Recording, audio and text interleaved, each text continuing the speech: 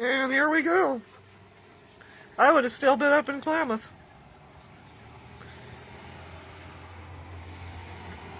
Poor Stella. We made it home, though. Earlier, thank God.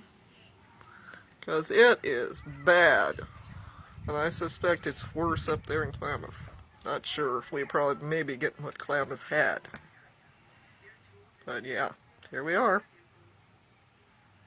Awesome. I'm glad that I didn't stay up there until 15 minutes till 8 or 8. So this was what I'd be driving through.